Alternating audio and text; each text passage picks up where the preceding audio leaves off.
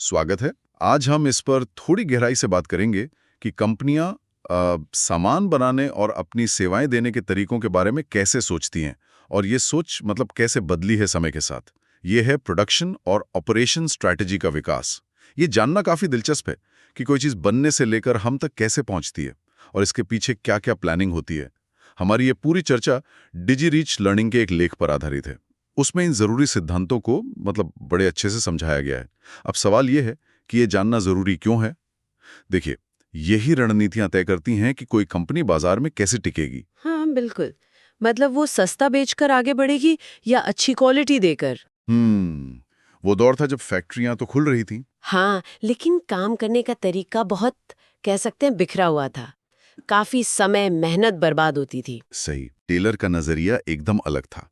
उन्होंने कहा, काम को वैज्ञानिक तरीके से देखो, समझो और सुधारो।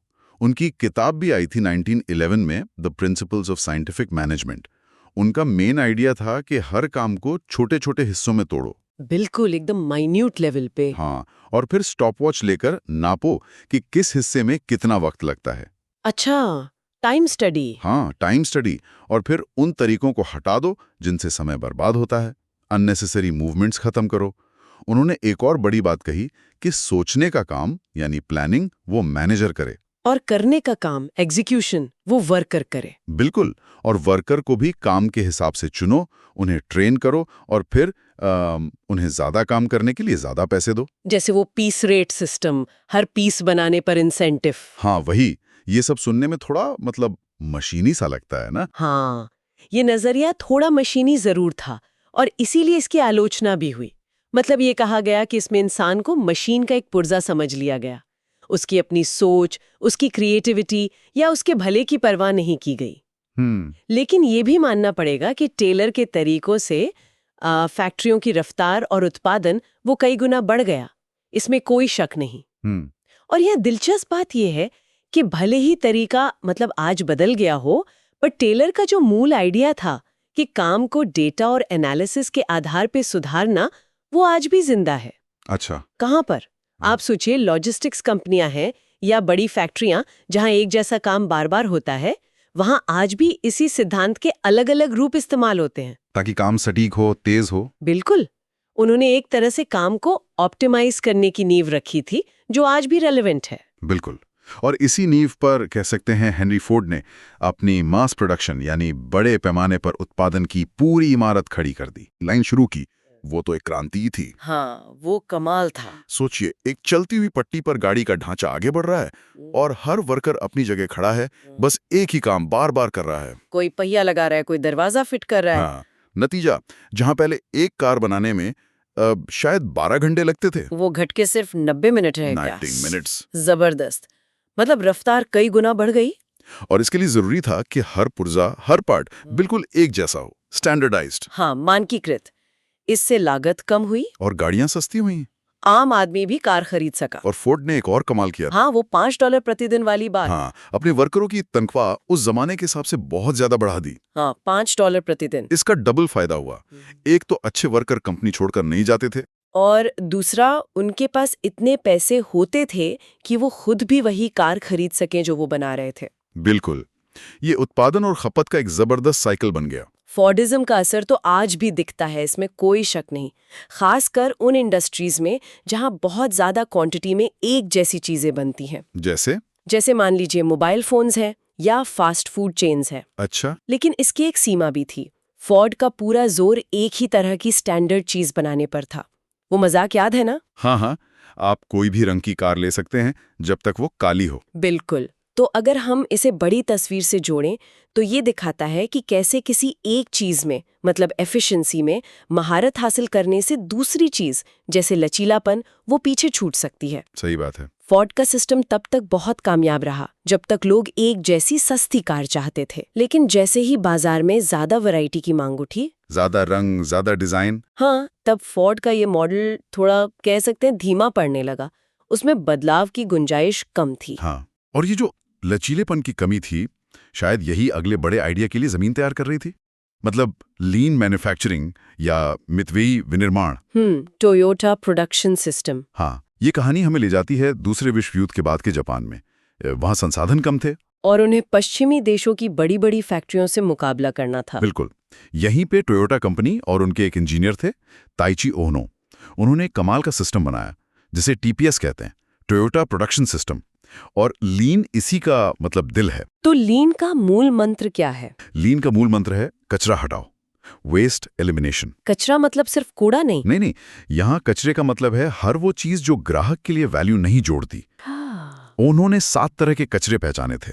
अच्छा, कौन कौन से? जैसे जरूरत से ज्यादा बनाना, ओवर प्रोडक्शन, वर्करों या सामान का इंतजार करना, वेटिंग, चीजों को बेवजह इधर उधर ले जाना, ट्रांसपोर्टेशन, काम को जरूरत से ज्यादा जटिल बनाना, ओवर प्रोसेसिंग, फालतू स्टॉक रखना, इन्वेंट्री, वर्करों की बेकार की हरकतें, मोशन और खराब क्वालिटी का माल बनाना, डिफेक्ट्स। लीन कहता है इन सबको हटाओ। कमाल है। तो हटाते कैसे हैं? इसके 2 बड़े हथियार हैं, कह सकते हैं। पहला जस्ट इन टाइम या जीआईटी। हाँ, सुना है इसके बारे में। मतलब सामान या पुर्जे फैक्ट्री में ठीक तभी पहुंचे जब उनकी जरूरत हो, न पहले न बाद में।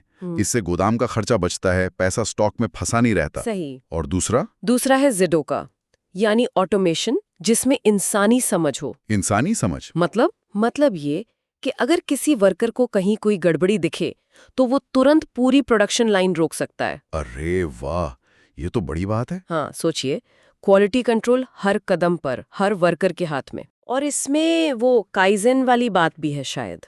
बिल्कुल। लीन सिर्फ मैनेजर का काम नहीं है, इसमें काइजेन यानी निरंतर सुधार की भावना है।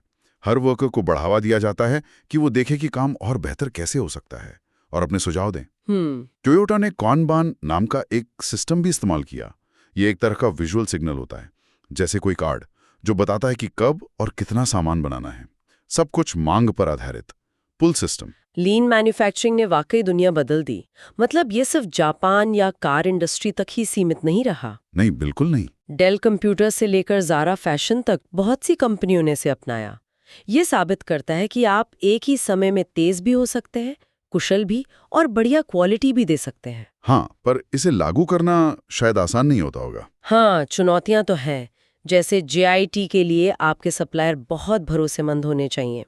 पूरा सिस्टम एकदम तालमेल से चलना चाहिए, क्योंकि जरा सी भी गड़बड़ी हुई तो पूरी लाइन रुक सकती है। सही। और काइजन के लिए कंपनी में एक खास तरह का कल्चर बनाना पड़ता है, जहां हर कोई सुधार में भागीदार बने, डरे नहीं। ये कल्चर वाली बात जरूरी है। लेकिन इन चुनौतियों के बावजूद लीन आज भी ऑपरेशन मैनेजमेंट की दुनिया का एक अहम हिस्सा है, खासकर जहां मुकाबला बहुत कड़ा है और मार्जिन कम है। ये एक महत्वपूर्ण सवाल भी उठाता है कि कंपनियां ये निरंतर सुधार वाली सोच अपने कर्मचारियों में कैसे जगाती हैं और उसे जिंदा कैसे रखती हैं। ये सिर्फ नियमों की बात नहीं है, ये तो मानसिकता की बात है। बिल्कुल, बहुत जरूरी सवाल है ये। अच्छा, तो हमने देखा कि लीन कैसे बर्बादी कम करने पर जोर देता है, लेकिन क्या हो अगर दिक्कत बर्बादी नहीं बल्कि सिस्टम में कहीं कोई एक रुकावट हो, कोई बॉटलनेक जो पूरी रफ्तार धीमी कर रही है? हाँ, ऐसा भी होता है। यहीं पर एलियाहू गोल्डरैट की थ्योरी ऑफ कंस्ट्रेंट्स यानी बाधाओं का सिद्धांत तस्वीर में आता है। उनकी वो किताब थी 1984 की, द गोल। हाँ, काफी फेमस किताब है वो। हाँ, उसमें ये आइडिया समझाया गया था। गोल्डरैट का कमाल का आइडिया ये था कि किसी भी सिस्टम की रफ्तार, मतलब उसका थ्रूपुट, वो उसकी सबसे कमजोर कड़ी यानी सबसे बड़ी बाधा या कंस्ट्रेंट तय करती है। जैसे पाइपलाइन वाला उदाहरण। हाँ, बिल्कुल। पाइपलाइन कितनी भी मोटी हो, अगर बीच में कहीं पतली हो गई तो पानी उसी पतली जगह की रफ्तार से ही बहेगा। सही। तो टीओसी कहता है पूरे सिस्टम को एक साथ सुधारने की कोशिश करने के बजाय बस उस एक सबसे बड़ी रुकावट को पहचानो और उसी पर ध्यान लगाओ। और इसके लिए वो 5 कदम वाला प्रोसेस है। हाँ, बिल्कुल। 5 कदम है। 1, पहला, पहचानो, आइडेंटिफाई। वो कौन सी चीज है जो रफ्तार रोक रही है? कोई मशीन, कोई डिपार्टमेंट, कोई पॉलिसी। दूसरा, उसका फायदा उठाओ, एक्सप्लॉइट। बिना नया पैसा लगाए उस रुकावट से जितना ज्यादा काम ले सकते हो लो, उसका बेकार बैठने का समय कम करो। तीसरा, बाकी सबको उसके अधीन करो, सबऑर्डिनेट, मतलब बाकी सारे काम को उस रुकावट के हिसाब से ढालो। ऐसा ना हो कि वो रुकावट बेकार बैठी रहे या उस पर जरूरत से ज्यादा बोझ पड़ जाए। चौथा, उसे ऊपर उठाओ, एलिवेट। अब अगर जरूरत हो तो उस रुकावट की क्षमता बढ़ाने के लिए पैसा खर्च करो नई मशीन लाओ या प्रोसेस बदलो।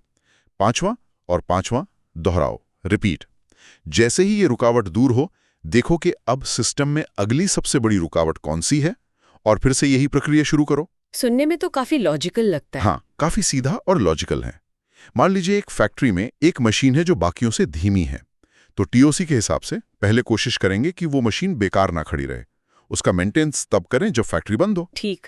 फिर देखेंगे कि बाकी मशीनें इतनी तेजी से काम न करें कि इस धीमी मशीन के पास पार्ट्स का ढेर लग जाए। मतलब बाकी सब धीमे हो जाए उसके हिसाब से। हाँ, सबऑर्डिनेट करें। और अगर फिर भी बात ना बने, तब शायद उस मशीन को अपग्रेड करने या एक और मशीन लाने की सोचेंगे। बिल्कुल। टीओसी की खूबी यही है कि बहुत प्रैक्टिकल है और नतीजों पर फोकस करता है। मतलब सिस्टम से कितना आउटपुट निकल रहा है उस पर। ये कहता है कि अलग-अलग हिस्सों को बेस्ट बनाने से जरूरी नहीं कि पूरा सिस्टम बेस्ट हो जाए। जरूरी ये है कि जो चीज पूरे सिस्टम को रोक रही है उसे ठीक किया जाए। हाँ, ये बात तो है। इसीलिए ये सिर्फ फैक्ट्रियों में नहीं, बल्कि hospital, software development, project management, हर जगह काम आ सकता है जहां कोई प्रोसेस है, कोई फ्लो है। अच्छा। हाँ, कुछ लोग मानते हैं कि ये शायद चीजों को थोड़ा ज्यादा सरल बना देता है, क्योंकि असल दुनिया के सिस्टम में अक्सर कई रुकावटें एक साथ हो सकती हैं या बदलती रहती हैं। लेकिन फिर भी ये सोचने का एक बहुत दमदार तरीका है कि अपनी कोशिशें, अपना पैसा, अपना ध्यान कहाँ लगाना चाहिए ताकि सबसे ज्यादा फर्क पड़े। System level thinking. सही बात है। अब तक हमने देखा कि कैसे ज्यादा बनाने फूड, फिर बेहतर बनाने लीन और फिर रुकावटें हटाने टीओसी पर जोर रहा। लेकिन 20वीं सदी के आखिर में एक और जरूरत बहुत बढ़ गई।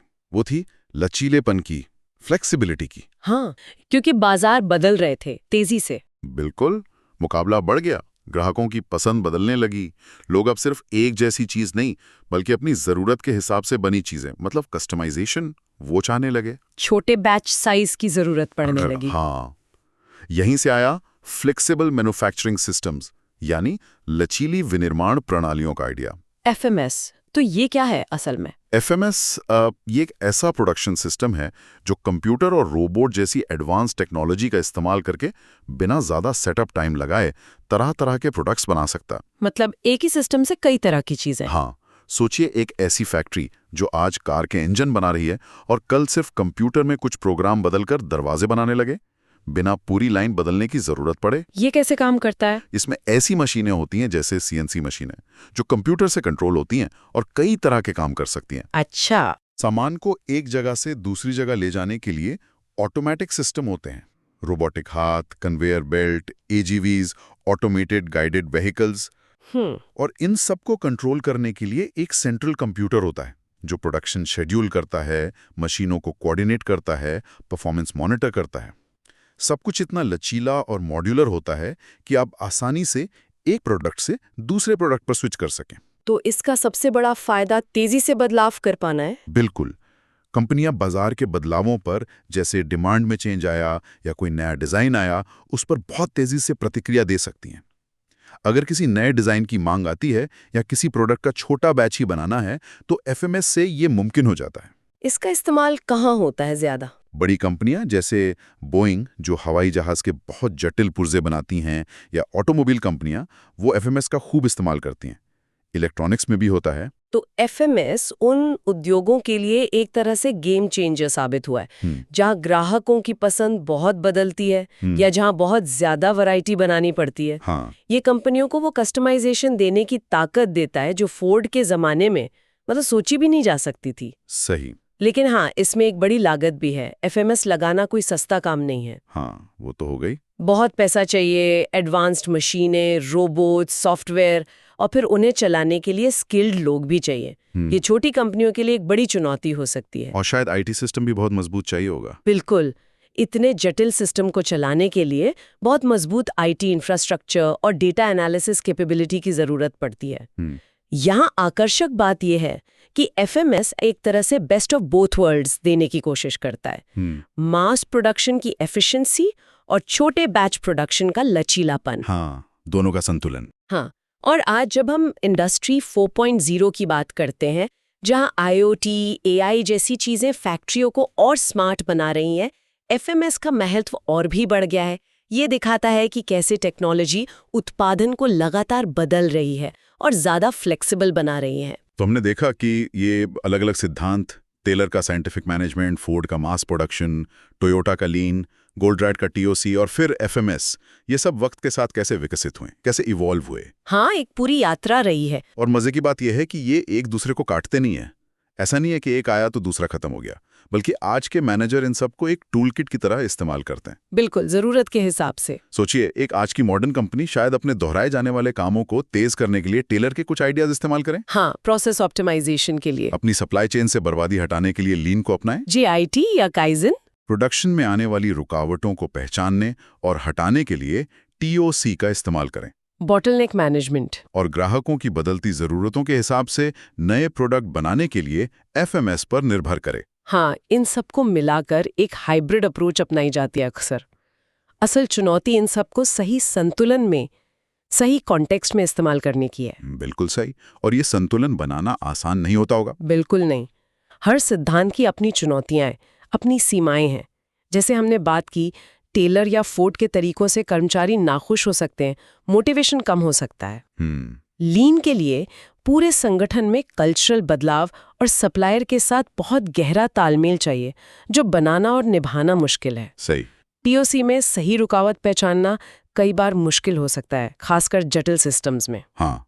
और एफएमएस, वो तो बहुत महंगा और तकनीकी रूप से जटिल है ही। तो मैनेजर को बहुत सोच समझ के फैसला लेना पड़ता है। हाँ, उन्हें अपने हालात देखने होते हैं, उनकी इंडस्ट्री कैसी है, बाजार में क्या मांग है, उनकी कंपनी का कल्चर कैसा है, उनके पास रिसोर्सेज क्या है। इन सबको ध्यान में रखकर फैसला लेना होता है कि कौन सा तरीका या कौन सा मिश्रण उनके लिए सबसे अच्छा काम करेगा। और भविष्य की तरफ देखें तो क्या नए ट्रेंड्स दिख रहे हैं? भविष्य में तो टेक्नोलॉजी और भी बड़ा रोल प्ले करेगी। इंडस्ट्री 4.0 की हम बात कर ही रहे हैं। एआई, आईओटी, बिग डेटा, ये सब फैक्ट्रियों को स्मार्ट बना रहे हैं, और ज्यादा ऑटोमेटेड और ज्यादा डेटा ड्रिवन। एडिटिव मैन्युफैक्चरिंग यानी 3D प्रिंटिंग, उससे प्रोटोटाइप बनाना और छोटे बैच में कस्टमाइज्ड उत्पादन करना और आसान हो रहा है। हाँ, ये तो बहुत तेजी से बढ़ रहा है। और साथ ही अब पर्यावरण और स्थिरता, सस्टेनेबिलिटी, इस पर भी बहुत जोर है। कंपनियां सोच रही हैं कि कैसे कम ऊर्जा इस्तेमाल करें, कम कचरा पैदा करें, रिसोर्सेज का बेहतर इस्तेमाल करें। तो ये सब ऑपरेशन स्ट्रैटेजी को प्रभावित कर रहे हैं। बिल्कुल, इन सभी रुझानों का असर ऑपरेशन स्ट्रैटेजी पर पड़ रहा है और आगे भी पड़ेगा।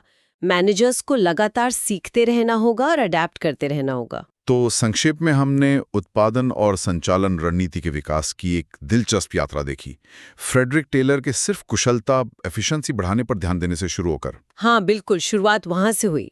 हम आज ऐसी लचीली टेक्नोलॉजी आधारित प्रणालियों तक पहुंच गए हैं जो ग्राहकों की खास जरूरतों को भी पूरा कर सकती हैं, कस्टमाइजेशन दे सकती हैं।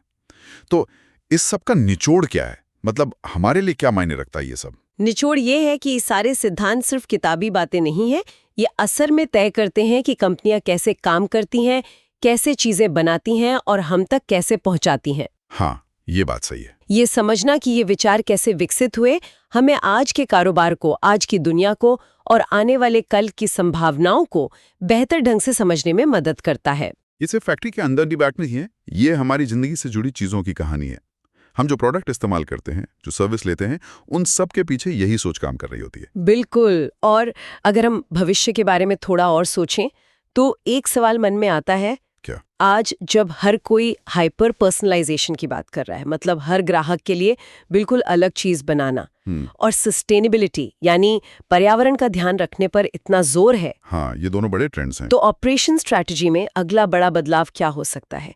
क्या सर्कुलर इकोनॉमिक आइडिया, मतलब चीजों को इस्तेमाल के बाद फेंकने के बजाय वापस सिस्टम में लाना, रिसाइकिल करना, रीयूज करना, या फिर एआई से चलने वाले पूरी तरह ऑटोमेटिक ऑटोनॉमस ऑपरेशंस, क्या ये चीजें आने वाले समय में एफिशिएंसी और वैल्यू की परिभाषा को फिर से बदल देंगी? ये सोचना वाकई दिलचस्प है। हाँ, कि भविष्य में कंपनियां हमारे लिए क्या और सबसे जरूरी कैसे बनाएंगी, ये देखना होगा।